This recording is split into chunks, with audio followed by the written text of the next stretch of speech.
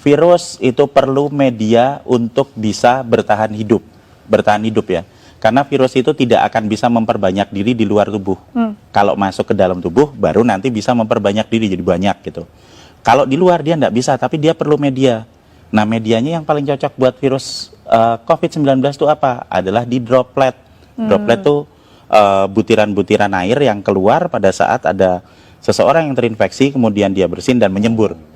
Nah, berarti dia hanya bisa hidup di dropletnya itu.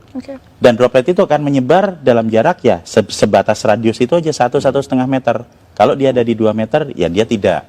Itu sebabnya konsep awal kenapa kita harus memberi jarak. Kenapa? Kontak dekat ya. Iya, supaya kalau misalnya ada yang sakit terus kemudian bersin, tidak nular ke orang yang di dekatnya, kan gitu.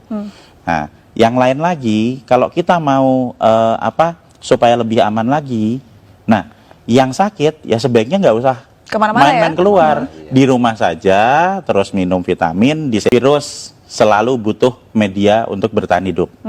Semakin dingin, semakin basah, makin gelap, dia bisa bertahan hidup semakin lama. Di droplet itu basah.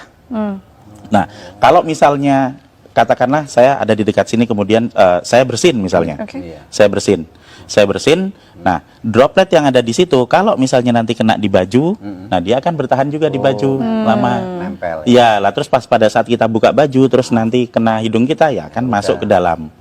Tapi seberapa lama dia bisa bertahan di situ tergantung kondisi lingkungan. Semakin terang, semakin kering, semakin panas, dia juga nggak akan bisa bertahan hidup lama. Jadi sebenarnya virus ini punya kelemahan banyak sekali. Jadi dia hanya bisa bertahan di droplet. Kalau misalnya ada yang bilang, misalnya kan kalau misalnya dia ditaruh di meja yang dingin gitu, bertahan 9 hari. Ada hoax seperti itu. Itu hoax ya, Dok? Menurut saya hoax. Kenapa? Nah, kalau dia hanya bisa bertahan di dalam droplet. Di dalam droplet itu kalau misalnya dia kondisinya tidak sesuai dengan dia dan terjadi penguapan, kan jadi kering, dia nggak bisa bertahan lama. Jadi droplet ini sesuatu yang cair begitu ya, Dok ya? Cair, iya. Itu loh, tetesan lendir atau cairan yang ada di situ. Dan kalau misalnya kita bersin di satu lokasi atau di meja misalnya, kemudian kita langsung dibersihkan dengan desinfektan, dibersihkan dengan sabun, dibersihkan dengan pembersih lantai atau apa, itu dilap gitu dalam waktu 3 menit sudah hancur. Jadi virus ini gampang hancur dengan pelarut lemak, dengan sabun, dengan deterjen dan macam-macam, termasuk kalau nempel di baju kita terus langsung masukin mesin cuci, itu virusnya hancur. Kelemahannya seperti itu. Nah, kelebihannya nyebarnya cepat. Jadi sebenarnya kita bisa tahu kelemahan dan kekuatan virusnya dengan jelas supaya kita bisa ngatasi. Kita harus tahu dulu kalau kita mau bertempur, kita kan harus tahu dulu musuhnya. Kalau kita tidak tahu musuh kita apa, yang terjadi apa? Kita cuma ketakutan aja. Wah, nanti kena, saya sekarang kena, besok mati, ya enggak lah. Semakin dingin dia bisa bertahan hidup semakin lama. Tapi permasalahannya di sini adalah bukan seberapa lama dia bisa ada di situ, seberapa ingin kita dia hidup. Seberapa kita ingin supaya virus itu tetap hidup. Kalau kita pengen virus itu cepat mati supaya nggak nular, ya kalau misalnya kita tahu mejanya kotor ya dibersihin aja, disemprot dibersihin. Ada yang bersin misalnya ya cepat-cepat disemprot dibersihin. Semakin kita diamkan paparan virus yang ada di situ, ya dia akan bertahan semakin lama. Tapi kalau misalnya kita bisa punya kesadaran sendiri untuk mulai dengan pola hidup bersih, setiap ada sebaran di situ ya kita semprot bersih, simpel kok itu, enggak terlalu sulit, cuma diusap aja seperti itu. Nah, maka kita akan sangat membantu untuk mengurangi sebaran virus. Jadi kita akan kembali lagi ke sifat virus. Virus ini pertama cepat menyebar, jadi dia akan sangat mudah beradaptasi, bisa menempel di saluran pernapasan manusia. Yang kedua, fatality rate-nya tidak besar. Ini kita bisa lihat dari hasil statistik dimanapun di seluruh dunia, bahwa masih selalu akan ada 97% orang yang recovery. Jadi kalau dari 100% populasi ada 3% yang masuk ke fatality rate, dan 97% itu dia bisa pulih dan juga bisa masih tetap sehat. Ini yang terjadi di pasien nomor 1, 2, 3. Ingat toh waktu di Depok itu, jadi tanggal 29 Februari dinyatakan positif, benar toh? Terus dirawat di rumah sakit selama 16 hari. Dan kemarin mereka semua pulang dalam kondisi sehat dan berubah jadi negatif. Berarti apa? Status positif terinfeksi ini bukan status yang tetap. Seperti misalnya, oh saya kena, sekarang saya positif. Sampai 1 tahun ke depan saya tetap positif. Tidak. Itu akan berubah seiring dengan peningkatan Kembalinya imun. kekebalan tubuh. Oke. Jadi kalau hari pertama saya terinfeksi, saya akan positif. Hari ke-7 saya masih tetap positif, tapi nanti di hari ke-10 pada saat antibodi saya mulai naik di 7 hari pasca infeksi, di hari ke-10 antibodinya banyak, kita akan berubah jadi negatif. Oke. Puncak produksi antibodi ada di hari ke-14, sehingga di hari ke-14 dia akan habis semua virusnya, dinetralkan oleh antibodi. Itu yang terjadi pada pasien nomor 1, 2, 3. Jadi supaya kita bisa menginduksi pikiran-pikiran positif dan optimistik yang ada di rakyat, kita harus belajar juga melihat, kok ada pasien nomor Yang 1, sembuh 2, gitu 3 ya. sembuh, ini kan udah ada buktinya. Jadi kalau kita mau melihat keganasan virusnya, itu kita jangan melihat kita harus kembali ke struktur virusnya ya. Struktur virusnya lagi, sifat virusnya. Virus ini bentuknya tetap, dia akan menyerang ke semua manusia. Oke. Dia tidak berubah. Yang menyebabkan terjadinya perbedaan adalah di manusianya. Ada manusia yang sehat, yang memiliki saluran pernapasan yang sehat, sehingga pada saat terinfeksi, yang akan keluar adalah batuk, ya kan?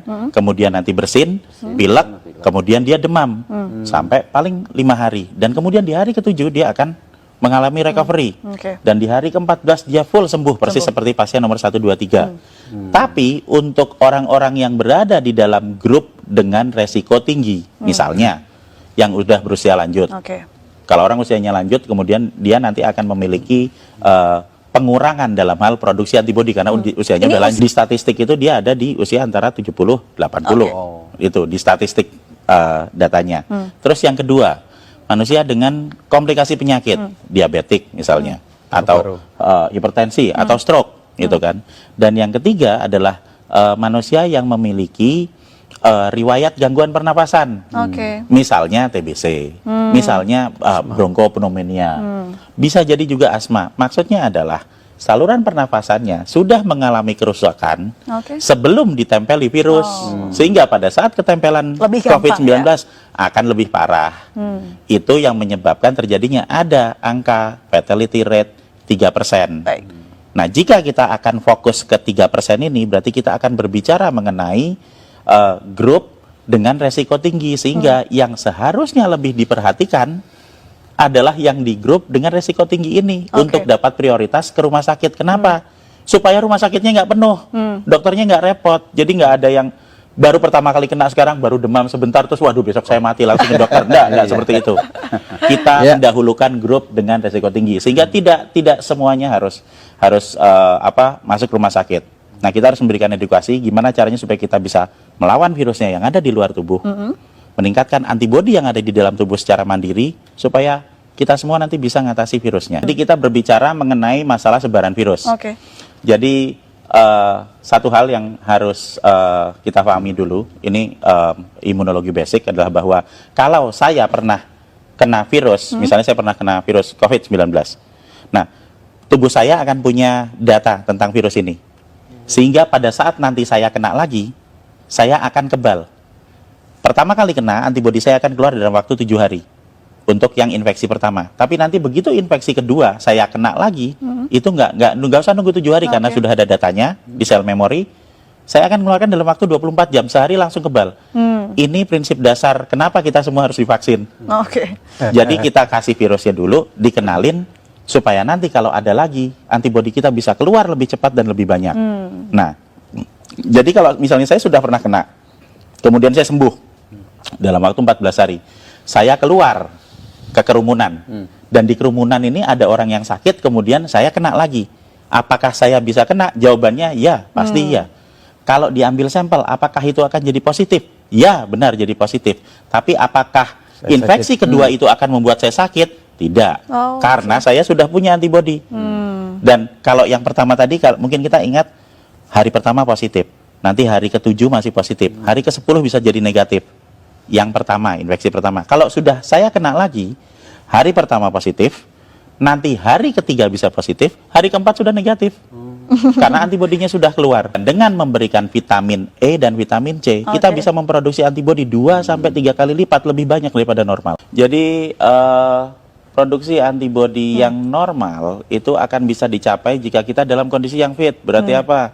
Berarti kita ya makan yang benar, kemudian kita istirahat yang cukup. Karena semakin banyak kita bergadang, semakin banyak kita stres dan panik bahwa kita besok mati, Nah, itu ya. itu akan sangat menurunkan produksi antibodi. Bahkan kita jadi panik terus, kemudian kita jadi nggak tidur, Stres kemudian jadinya. kita mau minum nggak enak, makan nggak enak, iya kan? Takut Akhirnya mati. iya kita kurang energi, akhirnya ya nggak ada produksi antibodi. Jadi sebenarnya dengan pola hidup yang sehat itu akan mampu membuat kita memproduksi antibodi secara normal. Dan pada saat ada dalam kondisi wabah, jika kita mengkonsumsi vitamin E dan vitamin C, Oke. kita akan memproduksi antibodi bisa 2 sampai 3 kali lipat dari produksi normal. Dan ini akan sangat-sangat membantu pada saat ada kondisi wabah virus. Dan yang paling utama lagi adalah sekali lagi panik dan stres itu tidak akan meningkatkan antibodi kita atau menyebabkan virus yang ada di luar menjadi berkurang. Meningkatkan antibodi dengan berpikir positif, dengan memiliki ilmu pengetahuan yang cukup bahwa sebenarnya virus ini bisa kita hadapi, kemudian konsumsi vitamin dan pola hidup bersih. Oke. Membunuh virus di luar tubuh dengan pola hidup bersih, meningkatkan antibodi di dalam tubuh untuk mengatasi virusnya. Dan tanpa panik, tanpa stres. Jadi kalau misalnya vitamin E atau vitamin C akan ada banyak di apotek. Mereknya apa? Ya terserah beli aja, di sana ada banyak. Kalau misalnya tidak ada, kita bisa menemui banyak vitamin E, itu ada di kecambah atau tauge itu, Oke. brokoli. Kemudian ada di daun kelor, itu vitamin E-nya cukup banyak. Sementara vitamin C, ya biasa ada di jeruk, ada di tomat, bahkan cabai, itu vitamin C-nya cukup tinggi. Jadi jika kita bisa membeli yang dari apotek yang sudah diekstrak itu ya alhamdulillah. Kalau tidak bisa, apa yang ada di alam bisa kita pakai untuk meningkatkan kekebalan kita. Semua orang, semua penduduk bisa meningkatkan produksi antibodi dan semua orang berhak untuk hidup sehat.